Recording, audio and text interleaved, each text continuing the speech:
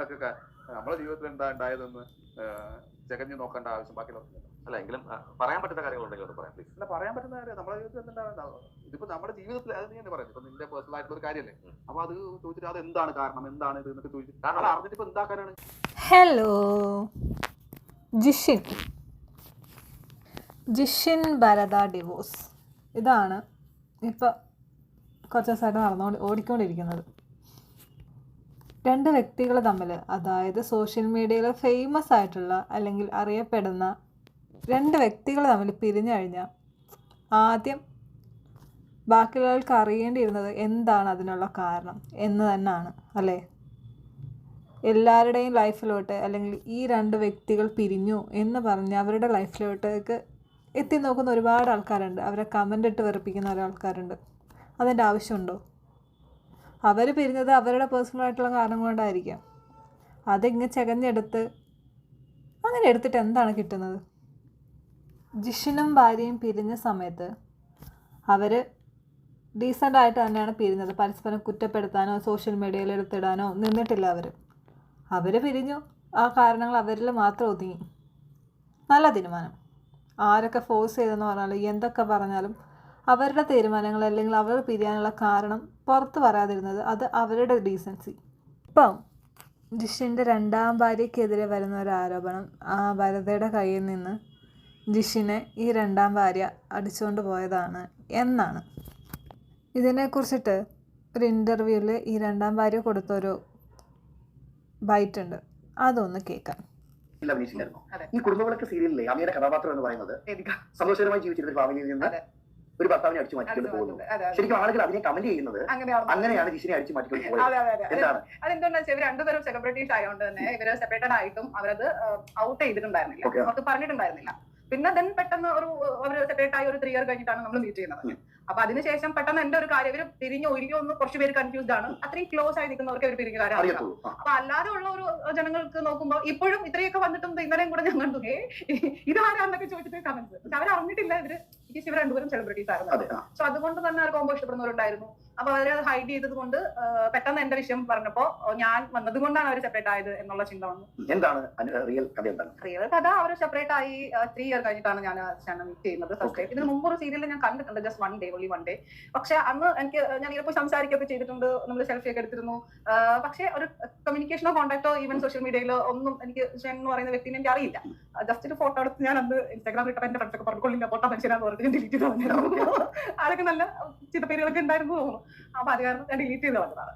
പിന്നെയാണ് നമ്മളിപ്പോ കന്യാദാനം, ഞാനതും മാംഗല്യം ചെയ്തുകൊണ്ടിരിക്കുമ്പോൾ അതിന്റെ സെറ്റിൽ ഞാൻ നിൽക്കുമ്പോഴാണ് അവിടെ നിന്ന് കന്യാദാനത്തിൽ ഒരു പോലീസ്.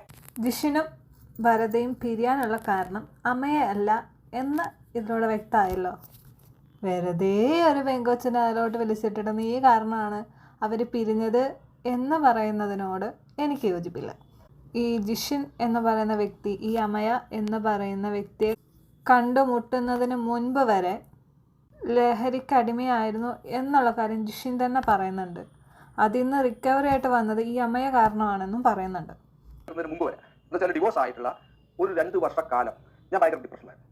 ഡിപ്രഷൻ എന്ന് പറഞ്ഞാൽ ഞാനൊരു റൂമിൽ അടച്ചിരിക്കുകയാണ്. ഒരു വീട്ടിൽ ഞാൻ ഒറ്റക്ക് ഒരു റൂമിൽ ഉള്ള ഒരു 1 BHK, അതിനുള്ളിൽ ഞാൻ പുറത്തു പോലും ഇറങ്ങാതെ ഇങ്ങനെ ഇരിക്കും. വർക്കില്ല, ഫുൾ നെഗറ്റീവാണ്. എനിക്ക് പുറത്തിറങ്ങാൻ പറ്റുന്നില്ല. എനിക്ക് ടെൻഷൻ, ഇങ്ങനെയുള്ള ഡിപ്രഷൻ ഉള്ള കാര്യം, ബാക്കിയുള്ള കള്ളുകൂടി എവിടെ ഇങ്ങനെയുള്ള പല കാര്യങ്ങളിലോട്ട് ഞാൻ പോയിട്ടുണ്ട്.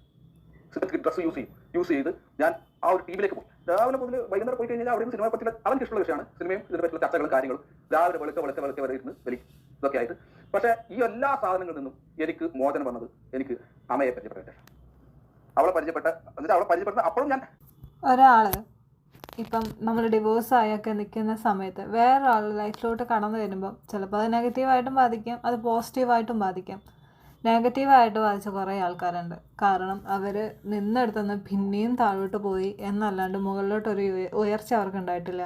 പക്ഷേ ജിഷിൻ്റെ കാര്യത്തിൽ അമയ എന്ന വ്യക്തി ലൈഫിലോട്ട് കടന്നു വന്നപ്പോൾ തന്നിലുണ്ടായിരുന്ന ദുശ്ശീലങ്ങളൊക്കെ മാറി പോസിറ്റീവായിട്ട് ആൾ മുകളിലേക്ക് ഉയർന്നു വരികയാണ് ചെയ്തത്.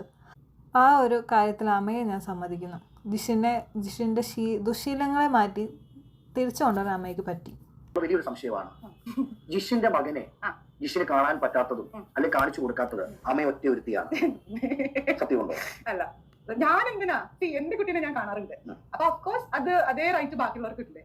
ഞങ്ങളുടെ ഇടയിൽ കുട്ടികളൊന്നും ആക്ച്വലി ഞാൻ ചെയ്യാറുള്ളത് ജിഷിൻ ചേട്ടന് കുട്ടീനെ കാണാൻ പറ്റാത്തതുകൊണ്ട് എന്റെ കുട്ടീനെ ജിഷിൻ ചേട്ടന്റെ പ്രസൻസിൽ ഞാൻ കാണാതിരിക്കും. ഞാൻ അതൊരു പ്രാവശ്യം ഞങ്ങൾ ഒരു ഫേസിലുള്ള ഒരു ജിഷാന്റെ പൊട്ടാക്സ് എടുത്തായിരുന്നല്ലോ. അത് ജിഷാന്റെ തന്നെ നാട്ടുകാരിയായിട്ടുള്ള ഒരു കണ്ണൂരുള്ള ഒരു ലേഡി ഡോക്ടറാണ്. അവരുടെ അടുത്ത് പോയപ്പോൾ എടുത്ത് പറഞ്ഞു അമ്മയുടെ ഫേസ് കണ്ടിട്ട് കുശുമ്പത്തി ഫേസ് ആണെന്നൊക്കെ പറഞ്ഞാൽ അവർ ഭയങ്കര കൂളായിട്ട് ചില്ലായിട്ട് സംസാരിച്ചു. അപ്പൊ എന്തൊക്കെയോ സംസാരിച്ചപ്പോ ഇങ്ങനെ ഞാൻ ഈ ഒരു കാര്യം പറഞ്ഞു, ഒരു കുട്ടീന്റെ കേസ് ചോദിച്ചു. ഞാൻ പറഞ്ഞു എനിക്കും കുട്ടികളുണ്ട്, ഞാൻ കാണാറില്ല, മാക്സിമം ജിഷാന്റെ പ്രസൻസിൽ ഞാൻ കാണാറില്ല.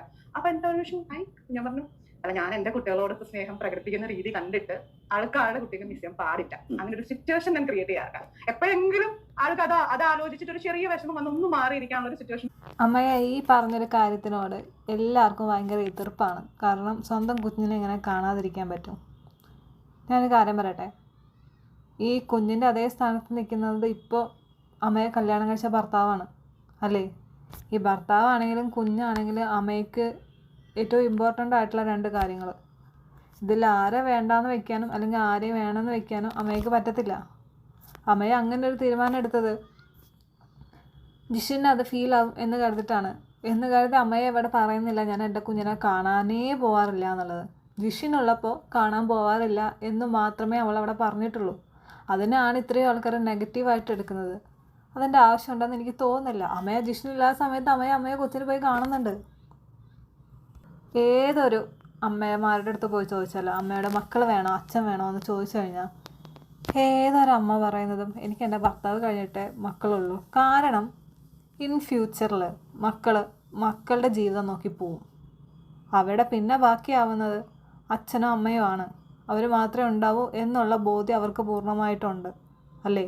ഇല്ലെങ്കിൽ നിങ്ങൾ നിങ്ങളുടെ അച്ഛൻ്റെ അടുത്ത് അമ്മയോട് ഒന്ന് ചോദിച്ചു നോക്കണം. അമ്മയുടെ അടുത്ത് പോയിട്ട് അച്ഛനാണോ ഞങ്ങളാണോ വലുതെന്നുള്ളത്. അപ്പോൾ മനസ്സിലാവും അവർ പറയുന്ന ഉത്തരം എന്താണെന്നുള്ളത്. ശരി എന്നാൽ ടാറ്റാ.